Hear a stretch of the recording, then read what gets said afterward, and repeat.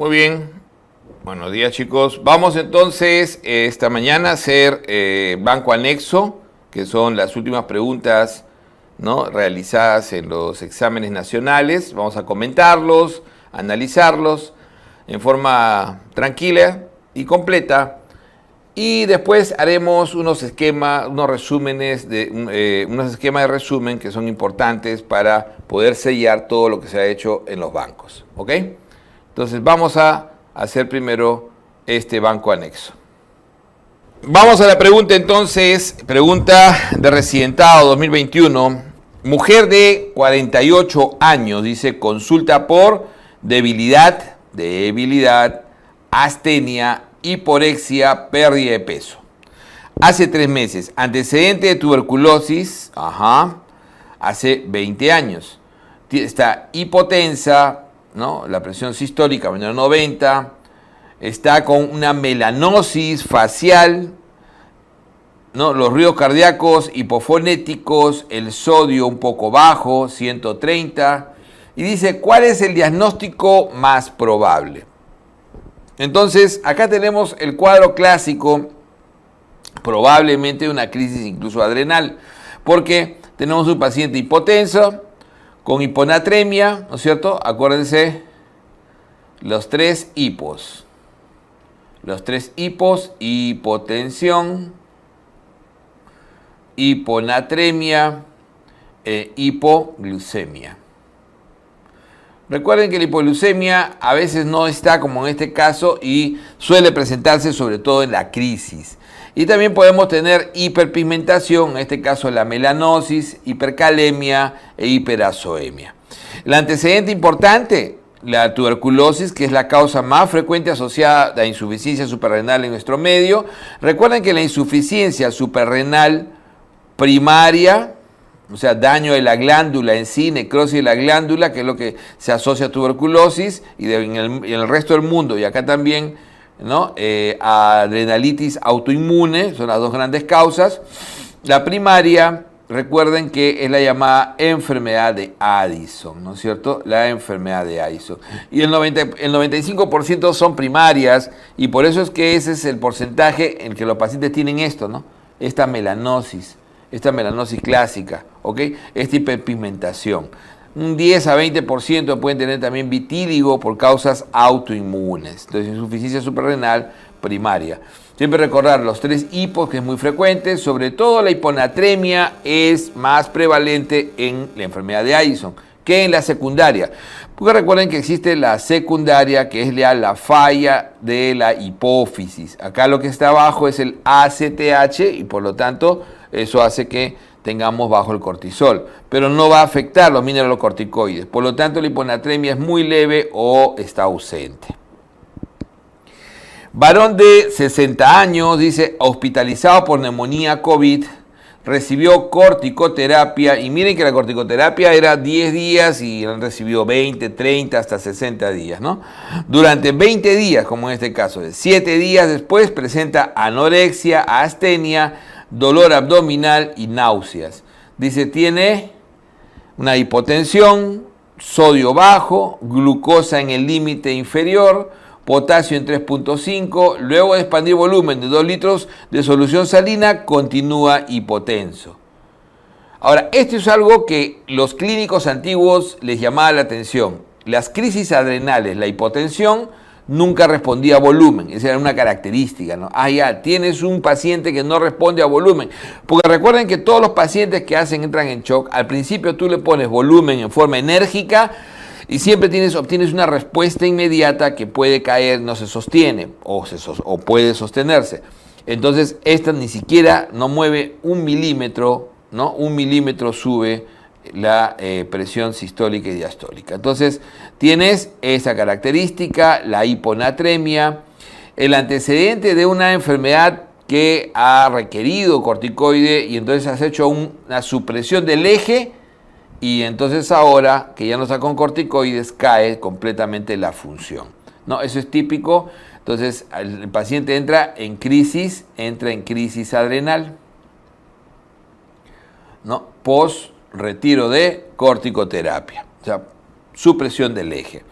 Dice en la pregunta, ¿cuál es el tratamiento indicado? El tratamiento de la crisis siempre es primero hidrocortisona endovenosa, hidrocortisona, hidratación enérgica. ¿Ok? La hidrocortisona, ojo que esto es lo clásico, pero hoy en día hay que estimar la posibilidad de que sea con fludro acompañado, fludrocortisona, si es que la hiponatremia es importante y el déficit de mineralocorticoides es preponderante. Si hay un buen déficit de mineralocorticoides, recomienda darlo junto con fludrocortisona parenteral. Una vez que esté estable, pasa ya a la vía oral, que lo que más se utiliza es la prednisona oral, 5 miligramos a 7.5, y generalmente cuando es primaria, que es la gran mayoría, se recomienda, si hay hiponatremia, sumar fludrocortisona. Y la dihidroepi se le suele dar a las mujeres cuando quieren recuperar la libido.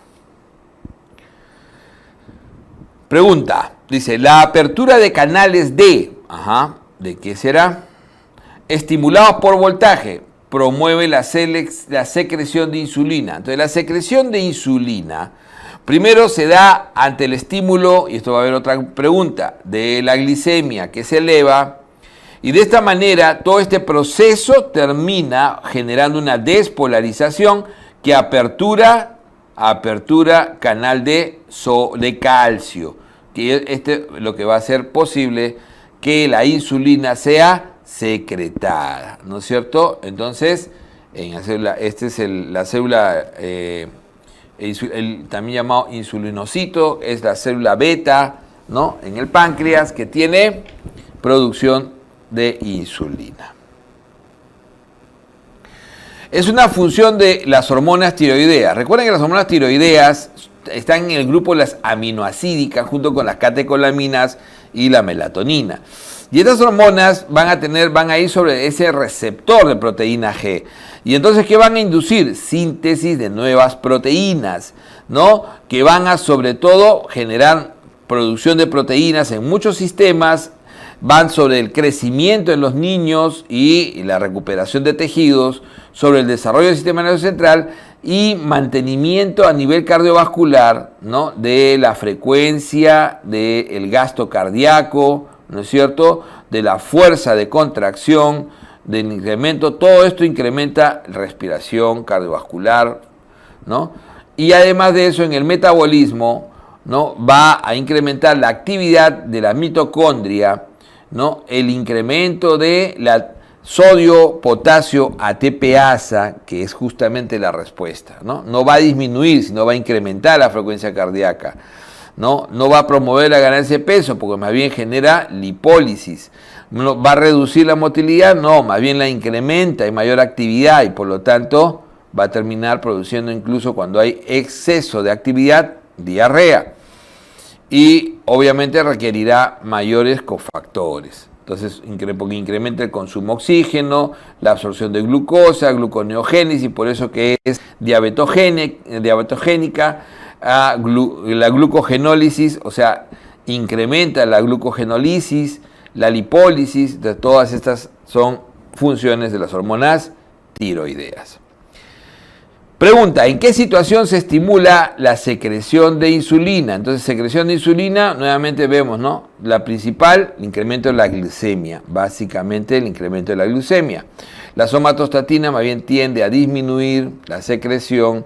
El cortisol lo que hace es inducir la gluconeogénesis. Induce gluconeogénesis. El ayuno prolongado, por el contrario, estrés, más bien va a salir cortisol, catecolaminas. La disminución de la saciedad tampoco es. Entonces, esto es básicamente la glucemia. ¿Cuál es la hormona sintetizada en la glándula adrenal con mayor actividad mineralocorticoide? Efectivamente, porque el cortisol también, todos tienen cierta actividad, especialmente, pero el que es mineralocorticoide por excelencia va a ser la aldosterona. Entonces, la aldosterona es aquella secretada, ¿no? Secretada en la corteza suprarrenal, sobre todo en la porción glomerular, Y la aldosterona es regulada básicamente por la renina, la actividad de renina. Recuerden que ese es el eje renina, ¿no? Que angiotensina, aldosterona, la cual va a actuar en el túbulo colector sobre las células principales, reabsorbiendo sodio y agua y secretando potasio e hidrogeniones. ¿Cuál es una complicación a largo plazo del tratamiento del yodo radiactivo en cáncer de tiroides? Y entonces acá, en mi primera evaluación, ¿no? En la primera evaluación yo les decía que no encontraba, ¿no? esta relación con fibrosis pulmonar, que más bien la fibrosis pulmonar pues, es en radioterapia, que probablemente por ahí la confusión. Pues no.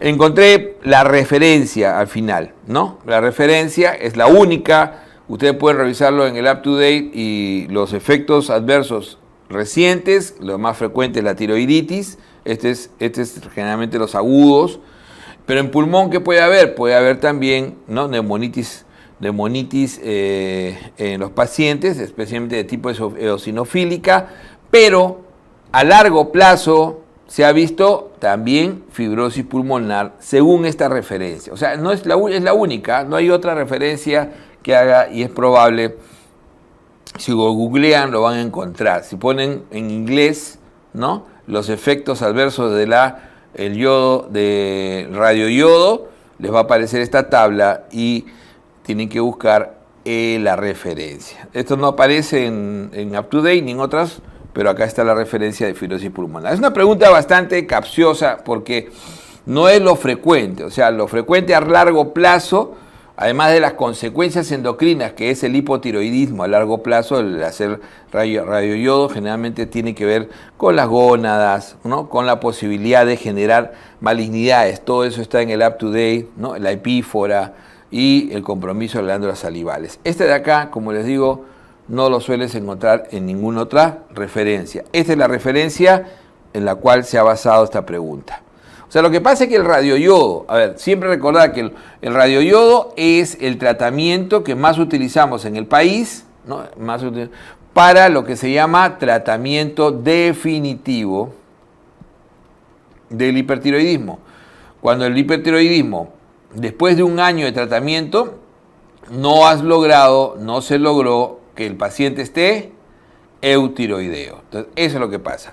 O cuando el paciente hace tormenta tiroidea, ¿no? porque hay riesgo de vida, se recomienda el tratamiento definitivo. La ablación de la glándula puede ser por radioyodo, yodo 131, o puede ser con cirugía. ¿Okay? Los americanos, o sea, en Estados Unidos lo que más hacen es cirugía. Los europeos hacen más radioyodo, especialmente los franceses. En nuestro medio, lo que se prefiere hacer es más radioyodo. ¿Okay? El efecto adverso inmediato más frecuente va a ser efectivamente, ¿no? gastrointestinales y sobre todo tiroiditis, la posibilidad de generar tiroiditis. O sea, esta tiroiditis es agudo. Por eso le decía, es lo único que yo me acercaba al principio. Y después, estos de acá, el compromiso salival, ocular, gonadal, son los más frecuentes a largo plazo. Pero este de acá no lo tenía en el radar. Está corroborado entonces la clave. Mujer de 55 años sin antecedentes acude por presentar aumento de peso, el diagnóstico reciente de diabetes, después de los 50 no será raro, una gran hipertensión, 180-90, ¿no? Una facies edematosa, dice, con acné e hirsutismo y depósito de tejido adiposo en tórax y región abdominal superior. Entonces, esto ya es centrípeto. Entonces, hay una obesidad centrípeta asociado a acné, hirsutismo, asociado a hipertensión. Entonces, esto me acerca, y hay una hiperglicemia probable, esto me acerca mucho a un síndrome de Cushing. Recuerden que el síndrome de Cushing en el 100% de los pacientes, así como en el insuficiencia suprarrenal, el 100% tienen lo que decía esa pregunta al principio, letargia, anorexia, bajo peso, eso tienen el 100% de los pacientes. En el Cushing el 100% tienen obesidad central, pero no es tan específica, y hipertensión. Sobre todo llama la atención que la hipertensión es severa y en edades más tempranas, en este caso 55 no ayuda mucho. Y la osteoporosis temprana también es algo que llama la atención. Entonces eso es lo que va a presentarse. Y lo que es, como se dice, la clínica más específica, de repente no tan sensible, pero sí específica, son las estrías violáceas, son sobre todo, ¿no?, la debilidad muscular, pero proximal, proximal, es sobre todo esto que acá, la plétora facial, y la facilidad para hacerse equimosis, moretones, para sangrado en piel. Entonces, esto es por hipercortisilonismo, ¿no es cierto? Acordándose siempre que los Cushing, el más frecuente es exógeno, o sea, por iatrogenia.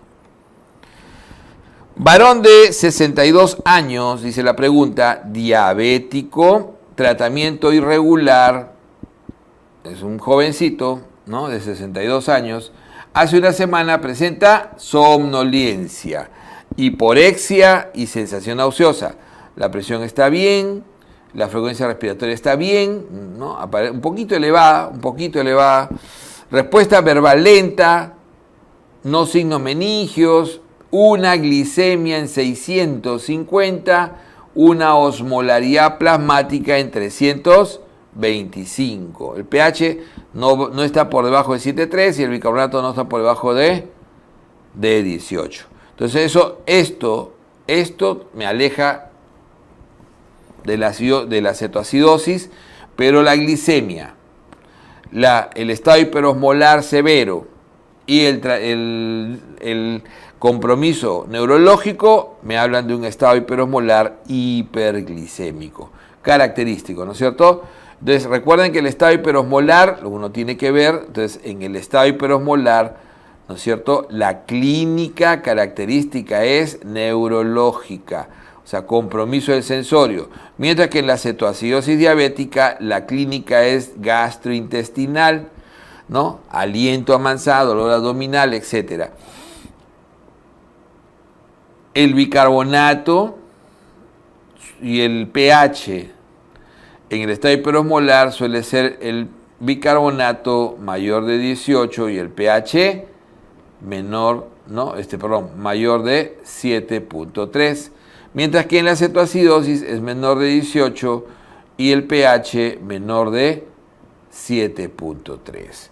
Pero ¿cuál es lo positivo acá? Acá lo positivo fundamental va a ser la glicemia, que suele ser mayor de 600, y acá solamente de 250 es suficiente, y la osmolaridad sérica, que acá es mayor de 320 y acá puede ser variable. Y los cuerpos cetónicos, que acá puede ser negativo, pero acá va a ser francamente positivo en la cetoacidosis. ¿Se dan cuenta? Entonces uno ahí, si tiene dudas, completas tu tabla, vuelves a mirar la pregunta y no puedes perder la pregunta nunca. Varón de 57 años, diabético tipo 2, tratamiento con dieta y metformina, ¿ok? Tiene ya metformina en dosis adecuada. La dosis ideal es 2 gramos, el rango es 1,5 a 2,75, está muy bien. Y con dieta. Al examen, agudeza está disminuyendo. Recuerden que la retinopatía es bastante tardía. Tiene 57 años. Una glicosilada muy alta, en 9,5, con una glicemia de 4,50 y ya un daño. Y esto va de la mano, ¿no? Generalmente el daño renal va de la mano del daño de la retinopatía. Entonces, este paciente está avanzando rápidamente en complicaciones muy tardías de su diabetes. Por lo tanto, el tratamiento tiene que ser agresivo. Por encima de 9 siempre se debe ya usar insulina combinada. No le voy a quitar la metformina o sí, voy a tener que observarla porque voy a tener que hallar cuánto está con su peso, cuánto es su depuración. Recuerden que la metformina la retiro cuando está por debajo de 30, o sea, en G4. Pero definitivamente le voy a agregar insulina. Definitivamente glibenclamida y glibepiridina son peligrosos en este nivel los pacientes porque pueden también asociarse a veces a mayor hipoglicemia. Pero ninguno de los dos ninguno es mejor que el otro, así que no tendría por qué elegir entre los dos. Por eso que ahí nomás me doy cuenta que ninguna es respuesta. Y de hecho, pues la hemodiálisis es algo inaudito ahí, ¿no? Pregunta. Varón de 55 años con diabetes mellitus en terapia insulínica, dice, ¿no es cierto? Entonces, eso ya es un paciente con diabetes que está en terapia insulínica, ya aparte de que debe tener la historia, un mal control, pues un diabetes tipo 2, ¿no? Además de eso tiene mayor riesgo de hipoglicemia, porque la terapia insulínica tiene que tener una dieta muy regular y obviamente es el que más puede producir hipoglicemia. Es llevado a emergencia en coma profundo, justamente ahí, coma y sudoración profusa. Entonces, justamente el coma profundo y la sudoración profusa son dos respuestas clásicas de la hipoglicemia. Recuerden que la hipoglicemia tiene en la tríada de Whipple, ¿no es cierto? En la tríada de Whipple, tiene típicamente la respuesta autonómica. Primero, la clínica. Esa clínica, ¿no? Esa clínica tiene que tener el dosaje de la glucosa, que en el caso del diabético debe ser menor de 70 y en el caso del no diabético debe ser menor de 60. Y por último, esta clínica tiene que revertir, es el paso 3, tiene que revertir esta clínica con dextrosa al 33%, o sea, con dextrosa. Entonces, el punto 1 es que tenga la clínica clásica. Y la clínica tiene dos puntos. La clínica tiene la hiperrespuesta autonómica, donde uno tiene básicamente los efectos de ansiedad, palpitación, taquicardia, la hipertensión, la sudoración fría, que dice acá, sudoración profusa, no dice fría, pero nos ayuda, y la neuroglicopénica, que es la baja glucosa en el cerebro, que la neurona va a comenzar a apagarse, ¿no? Entonces primero está irritable, confuso, se deprime, después entra ya en sopor y coma, incluso puede convulsionar. Entonces, obviamente estos dos combinados nos indican, además de estar usando la terapia insulínica, nos indican de que esto es un coma hipoglicémico. Y por lo tanto debemos darle dextrosa al 33% entre 30 y 40 gramos. ¿Qué significa eso? Más o menos entre 4 a 6 ampollas de dextrosa al 33 para que, completando de esa manera la tríada de Whipple. Si es que el paciente le ponen y estos síntomas sale del coma y se siente mucho mejor, el paciente obviamente han diagnosticado correctamente su hipoglicemia. ¿Ok? Y entonces te pasarán ya a hacer la investigación de la causa, pero en este caso no es necesario porque la terapia insulínica, o sea, las causas medicamentosas son una de las grandes causas que pueden quedar bien definidas. Ok. Ese es todo. Varón de 55 años, miren, 1,60 m y 80 kilos, o sea, es una obesidad, ¿no? Una obesidad importante, con poliuria y nicturia y polidipsia. Entonces tiene poliuria, tiene nicturia y polidipsia. Ambos padres diabéticos, con ese antecedente. ¿Cuál es el procedimiento diagnóstico adecuado en el primer nivel y en cualquiera? No solamente en primer nivel, en primer y cualquiera, siempre el primer examen es la glicemia en ayunas. En cualquier nivel, acá en Nueva York, en Hopkins y en la poste Chumbivilcas. O sea, la glicemia en ayunas siempre es el primer examen. Lo que puede estar en discusión en el primer nivel es que nuestra guía nos dice no usar glicosilada, que eso es diferente. Varón de 45 años, antecedente de padre diabético. Estando asintomático, se encuentra una glicemia basal de 115. Entonces, esto ya es un deterioro de la glucosa en ayunas. ¿Qué debieron haber hecho? Haberlo repetido y probablemente diagnosticaban una prediabetes. Pero 6 meses después ya le hacen otra glicemia en ayunas y está ya en 128. Entonces mayor o igual a 126, probable diabetes, ¿no es cierto? Probable diabetes. Ok. Lo ideal, miren lo que les voy a decir, lo ideal acá era simplemente hacerle una segunda glicemia basal. Sin embargo, las guías en todo el mundo te recomiendan que al tener ya dos, así sean, no, en este caso lo controversial es que están separados por 6 meses, pero ya teniendo dos análisis es preferible de una vez optar por la hemoglobina glucosilada. Doctor, el test de tolerancia a la glucosa es una prueba muy alejada, no tiene mucha utilidad real, o sea, es una buena prueba, pero es una prueba complicada, de alto costo, que no amerita utilizarla salvo situaciones muy, muy estresantes. La una glucosilada hoy en día en un laboratorio estandarizado es muy fácil, es muy barata y además me permite, además de corroborar el diagnóstico, me va a permitir, o sea, corrobora el diagnóstico hoy en día y me permite además planificar el tratamiento. Entonces, a mi criterio yo le diría, tengan cuidado, porque si está en nuestra realidad, ¿qué es lo que nos recomendaría nuestra guía nacional? Si has tenido una primera glicemia, deberías hacer una segunda. ¿Por qué esta pregunta no está respetando eso? Porque tiene una previa. Entonces está asumiendo que teniendo una previa, que todavía no llegaba, y tiene una hora, entonces hay una discordancia, y las discordancias se recomienda hacer siempre una tercera prueba. Miren que puede ser interpretada de muchas maneras y esa era la clave y esa es la que yo hubiese marcado. Porque hay que razonarlo, tampoco no todo es así plano, ¿ok? Estudiante universitario de 19 años. Esto es interesante porque este tipo de preguntas se están repitiendo y lo han repetido nuevamente en el último examen de ENAM. Entonces, estudiante universitario de 19 años, antecedente padre, hermana, con colesterol de, miren el valor, 350 y 390, ¿ok? Y peso, talla, está bien, pero santomas tendinosos, ese es uno. Miren el perfil, el LDL en 322 y el triglicérido normal. Este es importante, porque desde el momento que me dicen triglicérido normal, ¿ok?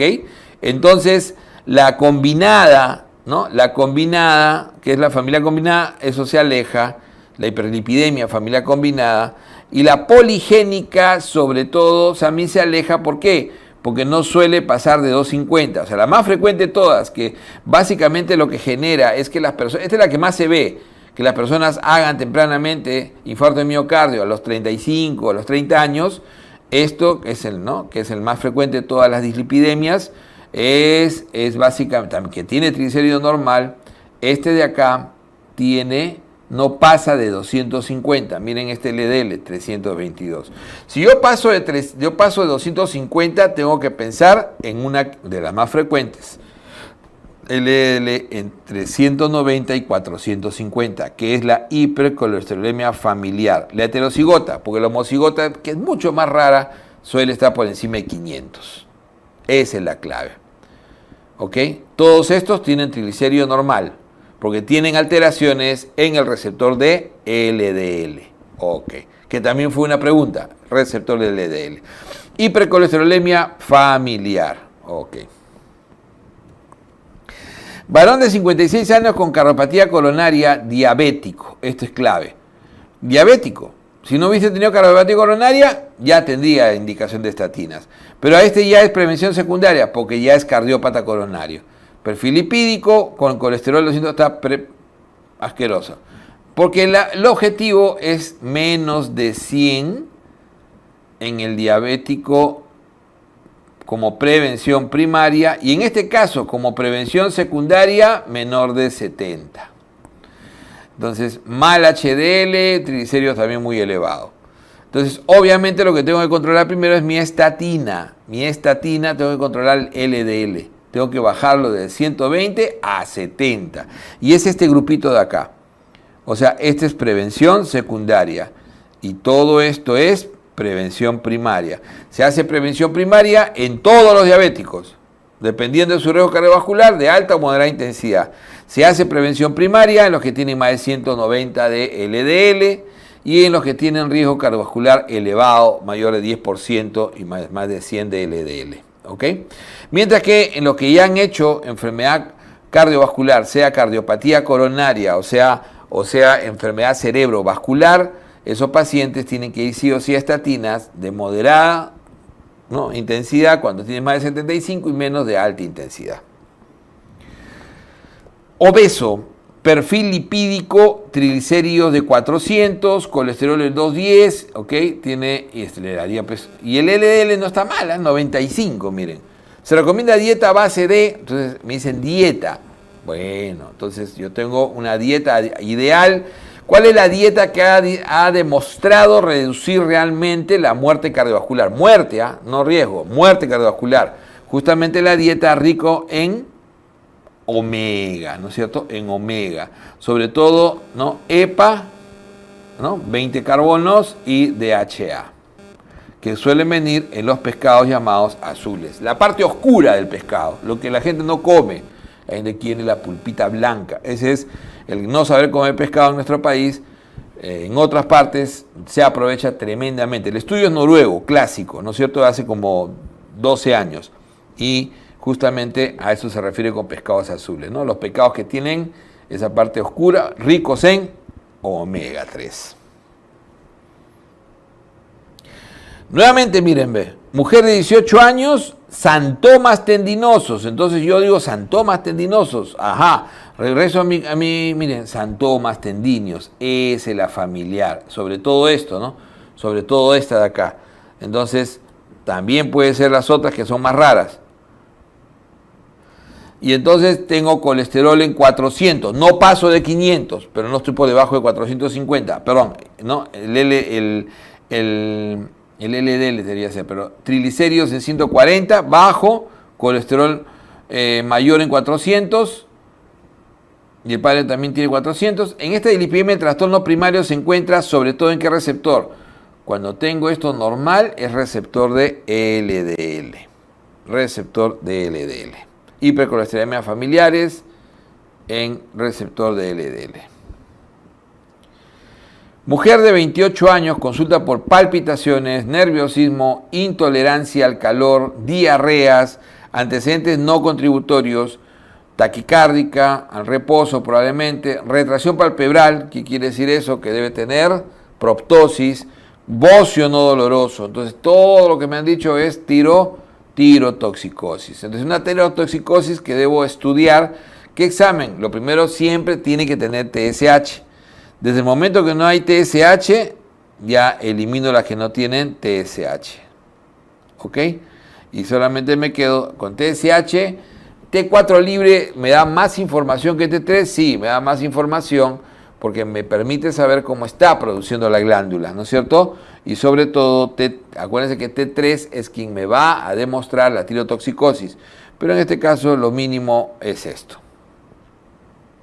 Gestante de 20 semanas consulta por aumento de sensibilidad al calor, o sea, con sudoración excesiva, diarreas nuevamente, temperatura en 38, 39.8, confusión, miren la taquicardia, 150, exoftalmo, ingurgitación yugular, bocio difuso.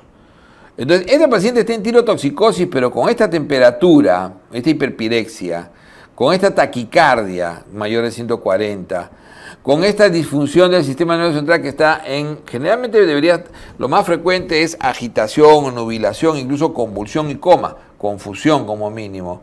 Y los síntomas gastrointestinales como la diarrea, como el dolor abdominal, sobre todo náuseas, vómitos y dolor abdominal, lo más frecuente, típico de la tormenta tiroidea. Típico de la tormenta tiroidea. No olvidar que el manejo de la tormenta tiroidea, como se maneja un hipertiroidismo, beta bloqueo, ¿no es cierto?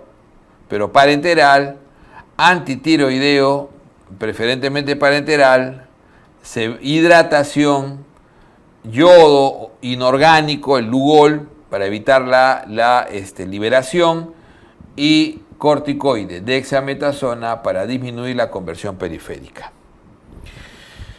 Vamos al siguiente. Dice, nuevamente gestante, pero esta vez 10 semanas, primer trimestre. Acude a presentar temblor, nerviosismo, pérdida de peso, mucho calor, exoftalmo, edema turopretibial y bocio difuso no doloroso. Tiene un TSH casi indetectable, muy bajo, 0.01, ¿no? Acuérdense que el TSH es bajo cuando es menos de 0.5. Y T4 en 30. ¿Cuál es el tratamiento a seguir? Bueno, si es una gestante, recuerden que tanto metimazol como propiltiracilo son fármacos de ingestación, pero se ha visto que de los dos el menos dañino hacia el producto es el propiltiracilo, que se recomienda siempre en el primer trimestre. Propiltiracilo. Después generalmente se suele cambiar o se añade metimazol, que es más potente. Ya en el segundo y tercer trimestre no hay más, el riesgo va a ser igual.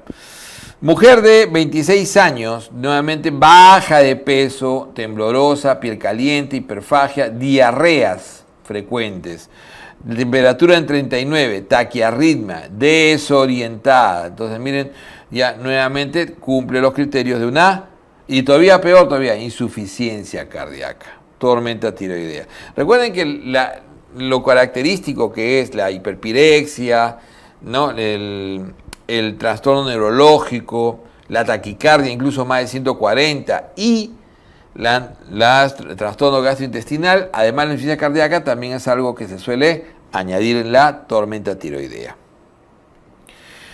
Varón de 59 años, ¿okay? Consulta por antecedente de diabetes, insulino dependiente, o sea, es un diabético tipo 1 con 59 años, no es que ya no puedan llegar, pero no es tan frecuente. Refiere que hoy, 3 horas después de la aplicación de insulina, presenta diaforesis, palidez, desorientación y, tremenda, ¿no es cierto? Recuerden que la hipoglicemia en diabéticos es menor de 70. Y en el resto, menor de 60. Es una severa hipoglicemia. ¿Qué tienes que darle? Destroza 33 en forma inmediata, ¿no? Entre 4 a 6 ampollas. En este caso, con este valor, le darás 6 ampollas. Varón de 58 años, consulta por astenia, debilidad, pero acá es constipación, eso ya se va alejando de la insuficiencia suprarrenal. Los que han ido en aumento, frecuencia cardíaca, bradicardia, ¿no? Hipotermia, facies edematosa, piel seca, característico del hipotiroidismo, ¿no es cierto? Áspera. Estudios, tiene hipocaptación difusa, ¿ok? Y hiponatremia. Todo característico del hipotiroidismo, ¿ok? Incluso anemia. Conducta más adecuada, darle levotiroxina. Es un típico hipotiroidismo, ¿no? Acuérdense que no todo lo que es hipofunción, o sea, bradicardia, ¿no? La constipación incluso que lleva al estreñimiento, la hipotermia, ¿no? Entonces eso es característico. Mujer de 35 años, medianamente joven, hace 3 días dolor cervical, nerviosismo, temblor fino de manos. Pero 10 días atrás, como antecedente, tuvo infección de vía respiratoria. Al examen está taquicárdica, cuello con un bocio doloroso. Entonces, bocio doloroso, goiter, bocio doloroso. Tengo que pensar en las tiroiditis subagudas, las tiroiditis agudas. La característica es que las subagudas, tipo Kerbein, granulomatosa, suelen, especialmente Kerbein, ser precedidas por infecciones respiratorias altas. Dan un bocio doloroso y generalmente las tiroiditis, si esta es la línea del eutiroideo, van a ser primero un pico de tirotoxicosis y después van a ser hipotiroidismo. ¿Ok? En la evolución del tiempo, este es el nivel del eutiroideo. Entonces, justamente está haciendo la etapa de hiper, que es característico por el proceso inflamatorio, es una tiroiditis. Pues las tiroiditis agudas, en cambio, que son infecciosas, estafilococo, no producen compromiso de la función. Y hay otras que son más raras, que es, por ejemplo, la tiroiditis por radioterapia y la tiroiditis traumática. Entonces, estas de acá sí hacen primero, las primeras 2 a 4 semanas, hacen tirotoxicosis y después van a hacer hipotiroidismo. Entonces, al principio hay que desinflamar, darle AINES y propranolol, falta una R acá, propranolol para controlar beta bloqueo. Doctor, ¿y el antitiroideo? Está contraindicado. El antitiroideo no se da, porque no hay incremento de producción, está liberando lo producido en exceso por inflamación, tiroiditis. Encefalopatía de Wernicke. Entonces, lo característico de la encefalopatía de Wernicke, déficit de tiamina, ¿no? El paciente se presenta, ¿no?, en la encefalopatía de Wernicke básicamente con, ¿no?, ataxia, nistagmo espontáneo, oftalmoplejía y confusión. Entonces, esto generalmente en pacientes muy desnutridos o desnutridos y con alcoholismo. Varón de 50 años, bebedor habitual, dice que es bebedor habitual de alcohol, o sea, alcohólico, llevado a urgencias por cuadro de desorientación, dificultad en la memoria, marcha torpe, examen nistagmo y paresia del tercer par. Entonces tiene cuadro de Wernicke, pero también de Korsakoff con la dificultad de la memoria. Entonces, y la ataxia. Es un Wernicke-Korsakoff, déficit de tiamina. Tratamiento, tiamina, inicialmente parenteral y después en tabletas. 100 miligramos. Nuevamente alcohólico, 55 años, pero en este caso el cuadro es diferente, tiene epístasis frecuente, sangrado, vía respiratoria alta, probablemente, o sangrado gingival, dolor de cadera izquierda, adelgazado, piel con equimosis y petequias, muslos y pies, en muslos y pies, gingivas con sangrado. Un alcohólico que se desnutre, ¿qué puede estar haciendo? Un déficit de ¿qué vitamina? Vitamina C, un escorbuto, ¿no? Es las lesiones gingivales típicas, las lesiones petequiales, a veces descritas como púrpura palpable, en lo que es el escorbuto. Muy bien, entonces hacemos un pequeño paréntesis, un break, y regresamos con los esquemas de resumen. ¿Okay? Vamos unos 5 minutos, funciones biológicas y regresamos.